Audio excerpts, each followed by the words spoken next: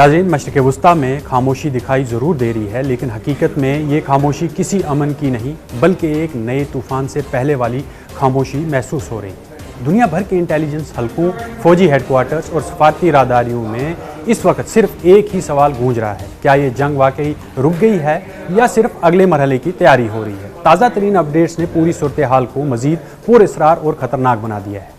अमेरिकी सदर Donald Trump ने एक बार फिर ईरान को सख्त धमकी देते हुए कहा है कि अगर तेहरान ने जल्द कोई डील ना की तो बड़ा हमला दोबारा मेज़ पर आ सकता है। सबसे हैरानकुन बात यह है कि ट्रंप ने खुद एतराफ़ किया कि अमेरिका ईरान पर हमला करने से सिर्फ 1 घंटा दूर था, मगर आखिरी लम्हे पर उसे रोक दिया गया। ये कोई मामूली बात नहीं। इसका मतलब ये है कि पेंटागन की जंगी जो मंसूबे मुकम्मल तौर पर तैयार थे, बहरी बेड़े अलर्ट पर थे, फ़िज़ाई हमलों के टारगेट्स जो हैं वो भी लॉक हो चुके थे, लेकिन फिर अचानक कतर, सऊदी अरब और यूएई ने मुदाखलत की। खलीजी ममालिक ने वाशिंगटन को वाज़ेह पैगाम दिया कि अगर ईरान के साथ मुकम्मल जंग शुरू हुई तो पूरा गल्फ जल सकता है, क्योंकि ईरान लगातार गल्फ कंट्रीज़ में उन आदाब को निशाना बनाता है जो अमेरिका की जैसे बेसिस हैं या उनकी इस्टेब्लिशमेंट्स वहाँ पर मौजूद हैं। यही वजह है कि ट्रंप ने जो अटैक है उसको पॉज कर दिया। लेकिन अब असल सवाल ये है कि ये जंग जो अभी जो चल रही है मिडिल ईस्ट के अंदर,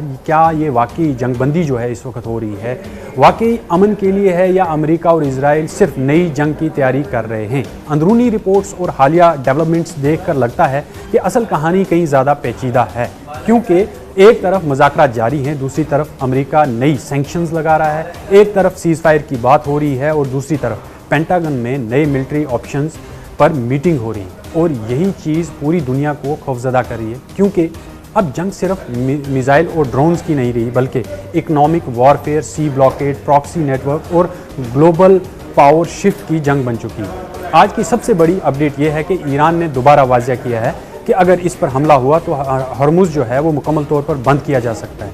यही वो रास्ता है जहाँ से दुनिया का तकरीबन 20% तेल की सप्लाई यहीं से गुजरती है।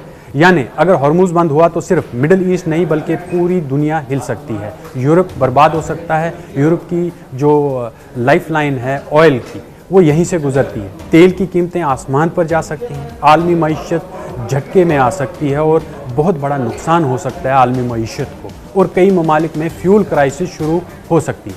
लेकिन असल खौफ सिर्फ यही नहीं। अमेरिकी इंटेलिजेंस हलकों में अब ये बात खुलकर ज़ेर बहस आ गई है कि ईरान रवायती जंग नहीं लड़ रहा है, उसने पूरी अपनी जंग हिकमत अमली है उसको बदल दिया है।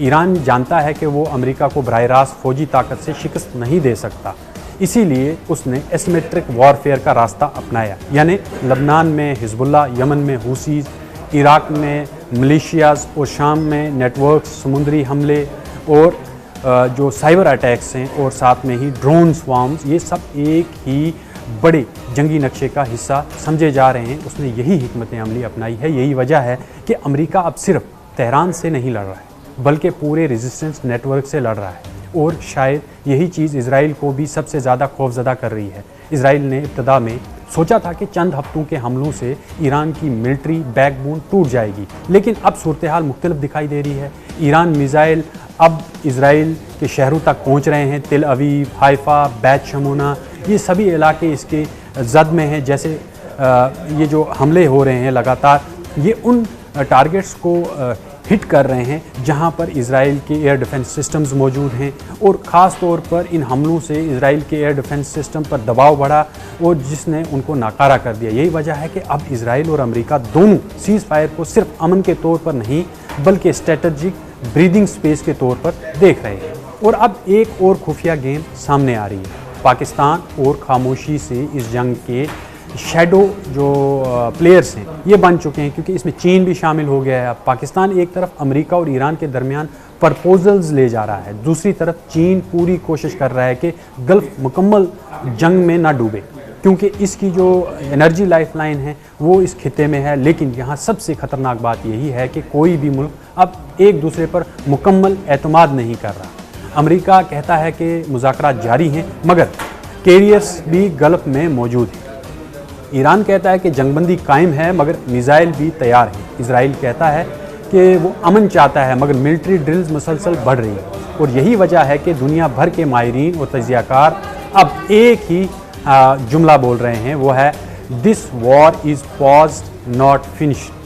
अभी शायद बड़े हमले रुक गए हों, लेकिन असली जो जंग है वो पूरी तरह से उसकी तैयारी हो रही है। और शायद सबसे खौफनाक हकीकत यही है कि अगला धमाका सिर्फ मिडिल ईस्ट को नहीं बल्कि पूरी दुनिया को हिला सकता है।